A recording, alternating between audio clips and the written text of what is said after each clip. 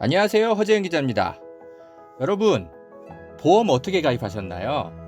오늘은 허재영 기자가 믿을만한 보험 설계사들이 모여있는 회사를 소개해 드리려고 하는데요. 사실 대부분 보험이 전문 설계사가 아닌 가족이나 친척들 통해 묻지마 가입하신 분들 많죠? 저도 그렇습니다.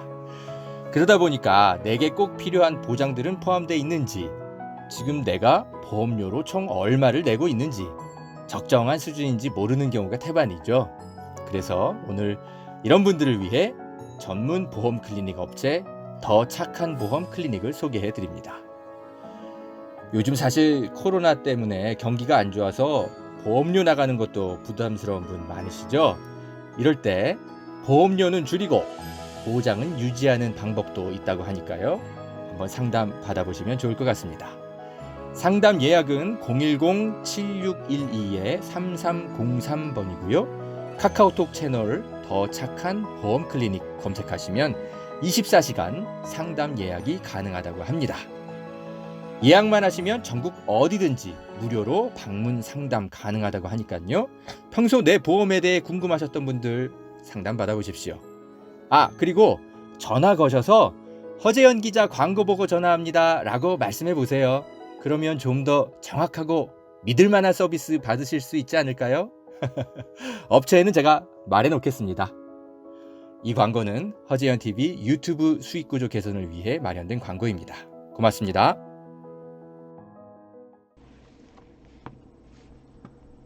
강난이 여사 편지를 제가 왜 가져왔냐면, 이 편지의 진위 여부가 좀 안 알려졌었잖아요. 네, 그런데 이게 사실인 것으로 확인이 됐어요. 제가 그 박원순 시장 모시던 측근한테 정확히 확인 받았어요. 진짜 강난이 여사께서 쓰신 글이 맞다고 하더라고요.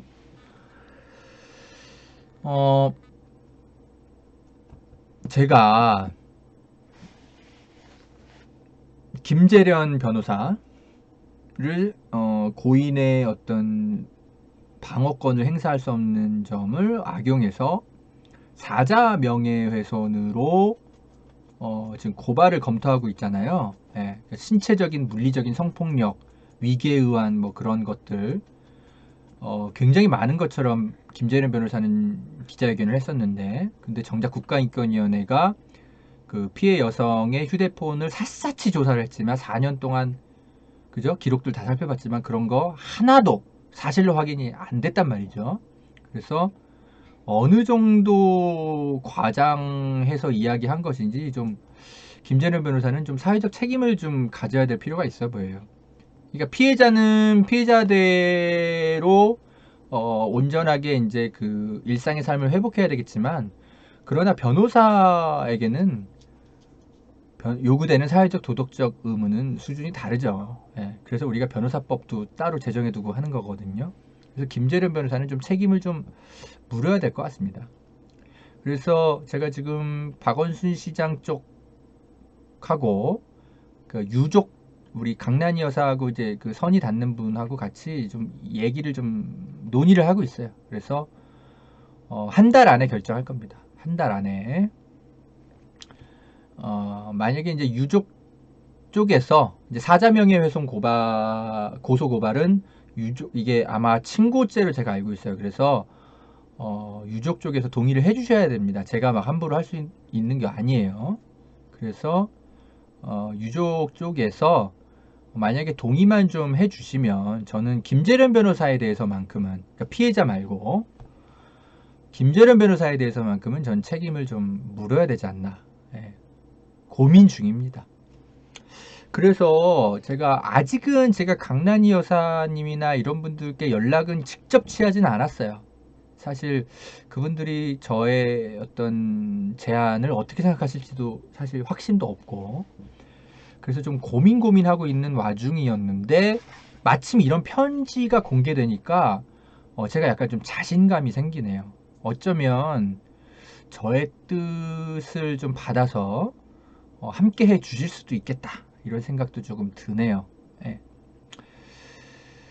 자, 강난이 여사의 편지 뭐 다 읽지는 못하겠지만 어쨌든 핵심만 여러분 한번 같이 한번 봅시다. 박원순의 동지 여러분, 강난희입니다. 우리 모두 끝이 없는 어두운 터널을 지나고 있는 힘겨운 시간입니다. 이렇게 어려운 상황에도 저의 가족에게 따뜻한 마음을 전해주셔서 큰 힘이 되고 있습니다. 40년 전 박원순은 저와의 첫 만남에서 세상에 얽혀있는 매듭을 풀겠다고 했습니다.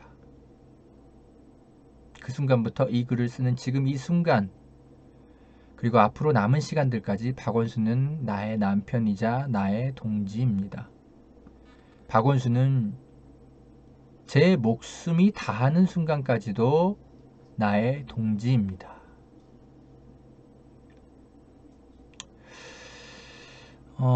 인권위의 성희롱 판결을 받아들이고 박원순의 공과 가를 구분하고 완전한 인간은 없다는 내용이 있습니다.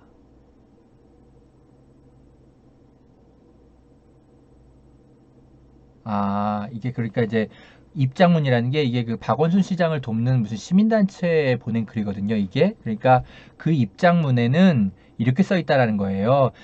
인권위의 성희롱 판결을 받아들이고 박원순의 공과 가를 구분하고 완전한 인간은 없다는 내용이 있지만 우리 강난이 여사는 여전히 그러나 아직 진실은 밝혀지지 않았다고 저는 생각하고 있습니다. 이렇게 이제 입장을 밝히고 있네요. 나의 남편 박원순은 그런 사람이 아닙니다. 나의 남편 박원순은 그런 사람이 아니라는 걸 저는 너무도 잘 알고 있습니다. 40년을 지켜본 내가 아는 박원순 정신의 본질은 도덕성입니다.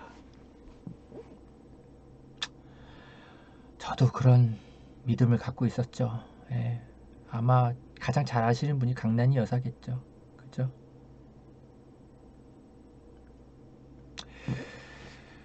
박원순의 평생 동지 여러분, 지금까지 박원순을 잘 지켜주셔서 감사드립니다. 힘겨운 시간이 우리 앞에 있습니다. 저는 호흡을 가다듬고 신발끈을 동여매고 천천히 무엇을 어떻게 해야 박원순 시장을 끝내 지킬 수 있을지 온 마음을 다해 고민할 것입니다. 고민하며 행동할 것입니다. 동지 여러분도 잘 해나가실 거라 믿습니다. 감사합니다. 2021년 2월 6일 강난희 드림. 그렇군요. 그러니까 이게 이제 저한테 물론 쓰신 편지는 아니지만 제가 바라던 메시지였어요. 예. 그러니까 강난희 여사님도 싸울 준비를 하고 계시네요. 예. 그러면 제가 연락해 보겠습니다. 예, 제가 연락해 보고 저는 이 피해 여성의 삶은 회복되어야 하겠지만 그러나 적어도 김재련 변호사가 변호사로서의 도덕적인 어떤 책무 벗어나서 행동한 것은 없는지는 좀 저는 좀 따져 묻고 싶어요. 네. 우리 채팅방에 양희삼 목사님 그리고 박진성 씨님 오신 거 봤어요. 예, 감사드립니다. 그러면 제가 한번 연락해 볼게요. 예, 저는 그러면 좀 자신감이 생기네요. 저는 유족분들이 제가 허 기자 됐어요. 예, 다 마음에 담고 가겠습니다. 그러시면 뭐 제가 뭐라고 뭘 더 나서겠습니까? 저도 해야 될 일이 많은데. 그래서 좀 고민이 많았는데 그러면은 좀 저도 한번 역할을 좀 해볼 필요가 있겠네요. 예. 지금 그 박원순 시장 아주 옆에서 바로 모시던 비서분하고 비서관님하고 제가 지금 의사소통을 하고 있거든요. 강난희 여사를 한번 좀 같이 한번 좀 찾아뵙고 한번 말씀을 좀 나눠보겠습니다. 예. 뭐 변호사를 선임해서 저희가 어떻게 좀 이 거대한 싸움을 거들어 드릴 수 있을지. 저는 그래요. 뭐 기자가 오로지 관심 있는 건 진실밖에 없죠. 예. 저는 모르겠어요. 박원순 시장이 실수하셨을 수도 있죠. 어떤 부분에서 분명히 인간적으로 그런 부분이 있었기 때문에 국가인권위원회에서도 성희롱 정도는 인정한 게 아닌가 싶습니다. 그러면 딱 거기까지여야죠. 네? 거기까지 사회적 책임을 물었어야죠. 안 그렇습니까? 그런데 박원순 시장에 대한 사회적 책임을 묻는 수위가 우리 사회가 그랬습니까? 그리고 우리가 차분하게 이 사건을 들여다보지 못하도록 김재련 변호사가 어떻게 기자회견을 했습니까? 저는 김재련 변호사가 이 사건을 합리적이고 이성적으로 대중이 이해할 수 없도록 방해한 책임이 있지 않나 강하게 책임을 묻고 있습니다. 그래서 김재련 변호사의 변호사로서의 행위에 대해서만큼은 저는 책임을 물어야 되지 않는가 그 고민을 하는 겁니다.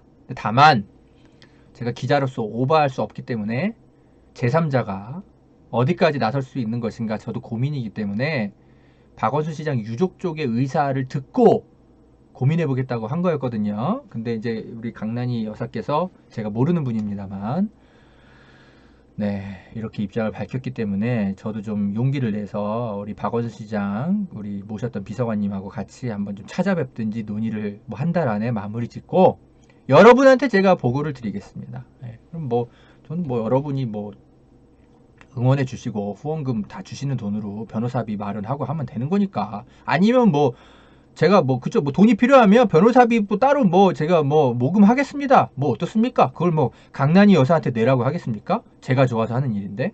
그건 또 그때 가서 또 슬기롭게 해결할 방법이 있을 겁니다. 네. 그럼 그때 가서 아무튼 제가 또 말씀을 드릴게요. 네. 그렇게 좀 보고를 드리고요.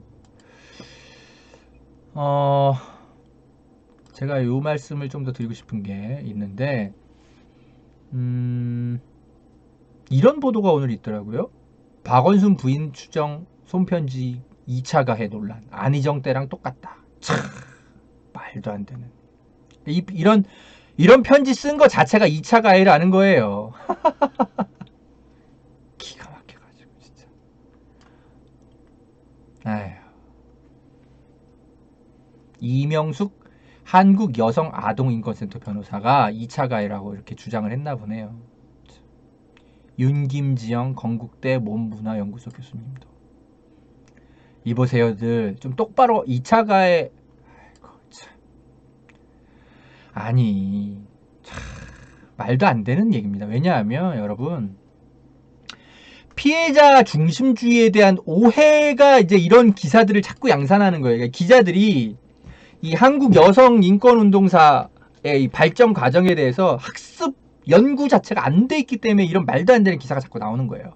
뭐냐면 여러분 저희 허지연 TV 많이 계속 보아 오신 분들은 알잖아요. 피해자 중심주의가 어떻게 나온 겁니까? 에? 그게 뜻이 뭐예요? 그거는 그거예요. 2000년대 초에 운동권 사회의 성폭력 관행 뿌리 뽑기 백인위원회 활동이 있었어요. 에? 운동권에서조차도 진보 진영이라는 곳에서조차도 자꾸 성폭력이 일어나니까 제발 좀 뿌리 뽑자 해가지고 거기서 운동권 성폭력 조사 백인위원회 이런 게 있었어요.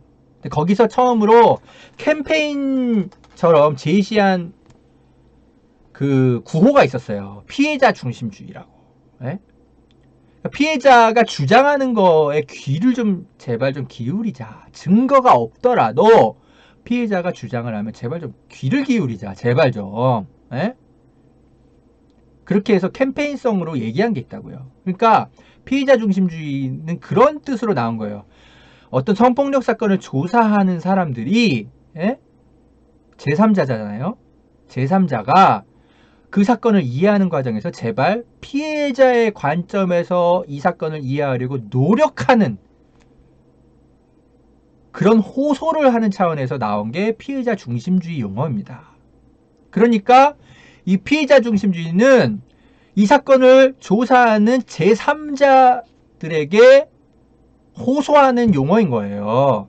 이 사건의 이해 당사자들에게 호소하는 얘기가 아니에요. 무슨 말인지 아시겠어요? 그러면 이 강난이 여사는, 예? 박원순 시장의 가족이란 말이죠. 박원순 시장의 부인이에요.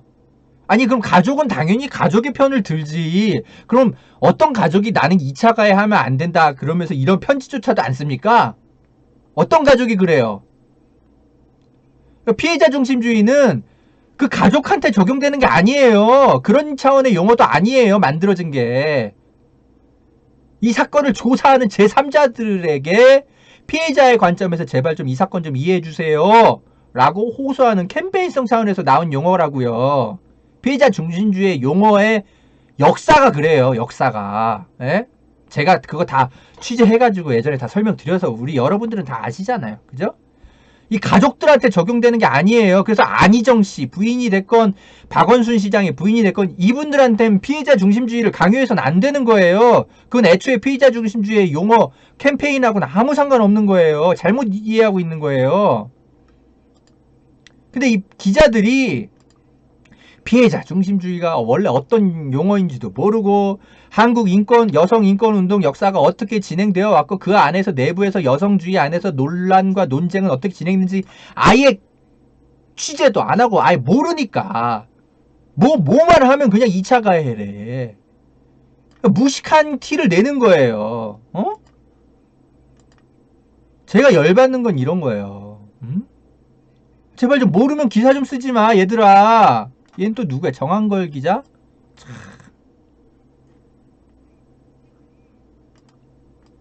피해자 중심주의가 뭔지도 모르면서. 에휴. 제가 황당하고 억울한 건 뭐냐면 이런 얘기를 제가 자꾸 하니까 그러니까 이 인권 운동의 뭐 역사나 뭐 아무것도 모르는 기자들이 요즘은 오히려 지네들이 더 막 인권운동가처럼 막 나서서 막 별의별 기사 다 쓰고 제가 오히려 성인지 감수성이 떨어지는 기자가 아니라는 거를 막 계속 증명해야 되는 이 사회적 분위기가 더 열받는다니까요. 에?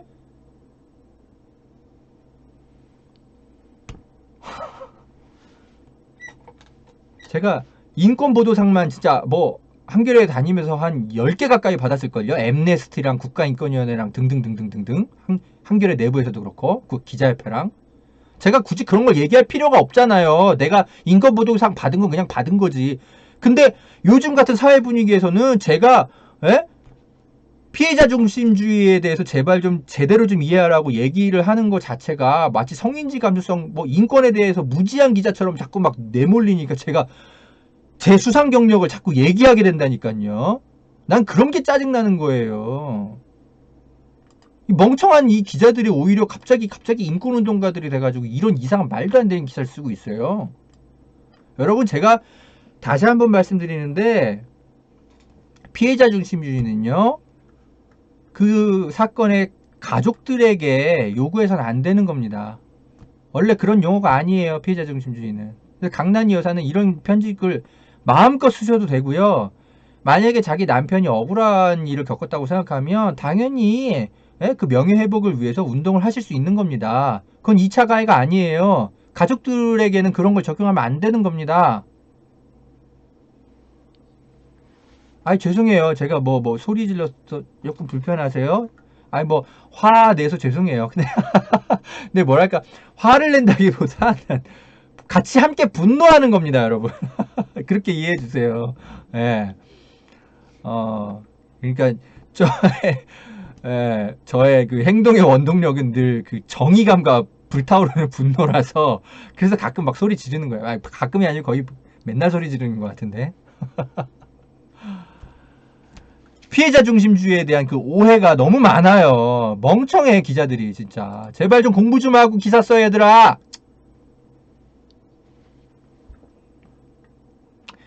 자 그리고 좀 더 준비한 이번 주의 짤.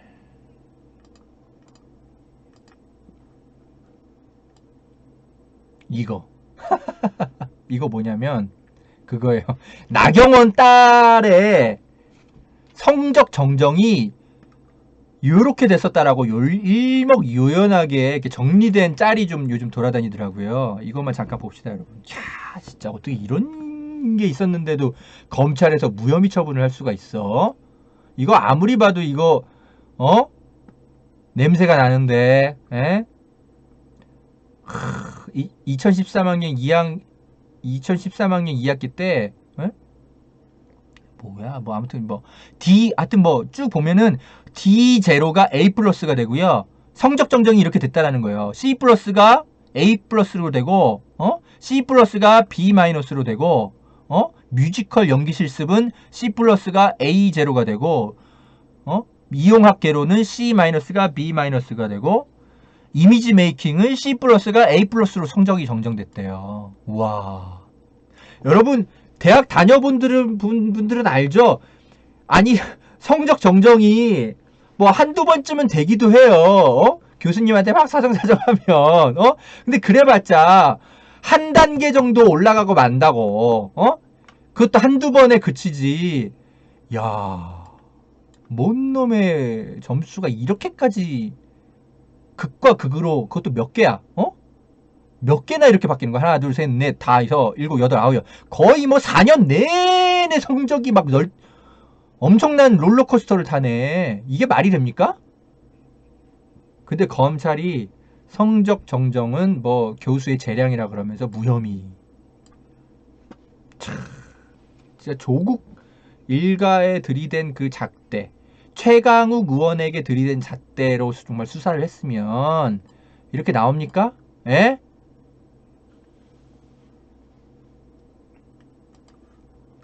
그 다음 짤 짧게 소개해 드릴게요.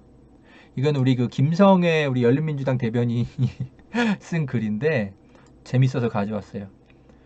왜 임성근 판사가 탄핵됐잖아요, 법원에서. 근데 이제 사법연수원 동기들이 막 그 집단으로 성명 내면서 부당하다 막 이러면서 막 이렇게 성명을 냈는데, 기사를 보니까 최거훈 정진경 변호사 사법연수원 17기라 그러는데, 이 사람들이 주도해가지고 이렇게 김명수 대법원장 탄핵이 먼저다, 네, 이렇게 이제 성명을 냈나봐요. 그런데 그거로 다 치고, 근데 이 최거훈 정진경 변호사를 우리 김성애 열린민주당 대변인이 약간 뒷배경을 조사를 했나봐요. 아니나 다를까 이런 인간들이었네. 어떤 인간들이냐. 정진경 변호사는 2021년 국민의힘 추천으로 진실화해위 여기 위원회 선출됐었는데, 근데 왜 그 사람 있잖아, 우리 방송에서도 한번 얘기한 것 같은데, 그 여학생 성추행한 혐의가 드러나가지고 나중에 정직 처분 받은 게 드러나서 얼마 전에 사퇴했던 사람, 그 사람이었네.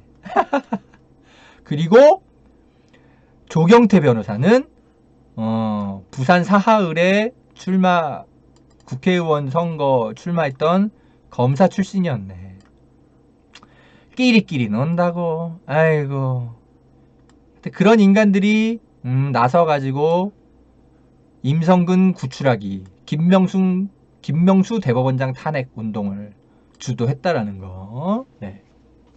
메시지가 싫으니까 메신저를 공격하잖아요. 네. 제가 지금 오늘은 좀 그렇게 할게요. 니네들의 메시지가 너무 싫어. 그래서 최거훈 정진경 변호사 이 메신저 좀 공격할게. 야! 너네들은 반성이나 좀 하고 자빠져 있어. 특히 정진경 씨, 어디 좀 나대지 좀 마. 너한테 성추행 당한 여학생은 네 이름이 기사에 한 번씩 뜰 때마다 얼마나 깜짝깜짝 놀라겠니? 좀 나대지 말고 평생 자숙해라. 나처럼 그냥 유튜브 방송이나 해. 저는 공공의 장소에 절대 안 나가잖아요. 지은 죄가 있다고. 저는 방송에 절대 안 나갈 겁니다. 섭외가 들어와도 저는 다 거절해요. 정진경 변호사, 너는 피해자도 있는 범죄를 저질렀네. 당신한테 2012년에 성추행 당한 여학생 3명은 네 이름이 기사에 뜰 때마다 얼마나 깜짝깜짝 놀라겠니? 좀 나대지 말고 평생 자숙하고 그냥 돈이나 벌어, 자숙하고. 하여튼 염치가 없어요. 그 다음 짤. 오늘 준비한 게 되게 많네. 너무 많이 준비했다. 여러분, 그거 아세요? 판사 얘기가 나온 김에 얘기하는데 이런 짤이 있더라고. 그 일본의 나라를 팔아먹은 을사오적들이 알고 봤더니 모두 다 그 당시에 판사 출신들이었대요. 몰랐네. 그러니까 이완용, 이근택, 이지용, 박재순, 예, 이런 인간들, 예, 이런 인간들이 그때 조선시대 때 다 판사 출신이었대. 그러니까 평리원 재판장이었다고 하네. 평리원이 그 당시 이제 조선시대 이제 말기에 이게 일종의 이제 사법기구였죠. 이완용은 평안남도에서 재판소에서 판사했던 인간이고, 박재순은 평리원 재판장 서리, 이근택은 평리원 재판장, 이지용은 평리원 재판장 출신, 권중현도 평리원 재판장 서리. 이런 인간들이었네. 참 우연의 일치치고는 참 웃기지 않습니까? 그러니까 조선시대의 나라를 팔아먹은 인간들이 하필이면 다 판사 출신들이라는 거. 예. 그렇다고요. 모든 판사가 다 쓰레기는 아니지만. 요런 짤이 또 이렇게 돌아다녀서 제가 좀 가져와 봤어요.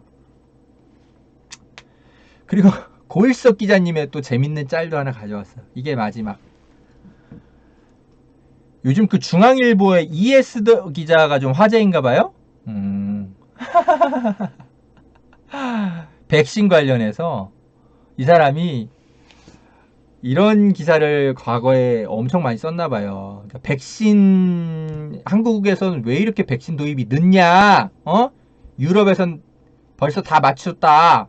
우리는 언제 맞춰? 백신 후진국이네. 막 이렇게 막 정부 비난하는 기사를 쭉 ES 기자가 썼는데, 막상 문재인 정부가 또 노력해서 백신을 다 구하니까 중앙일보에서 1월 30일에 이런 기사가 나왔대. 4천만 명 접종해야 되는데 백신을 7,600만 명분이나 확보. 남은 백신 어쩌나. 진짜 고일석 선배가 얼마나 빡쳤으면 이걸 직접 캡처해가지고 짤로 만드셨더라고요. 고생한다 조중동. 아유. 이에스더 씨, 너가 제일 먼저 맞아. 난 제일 나중에 맞을 거야.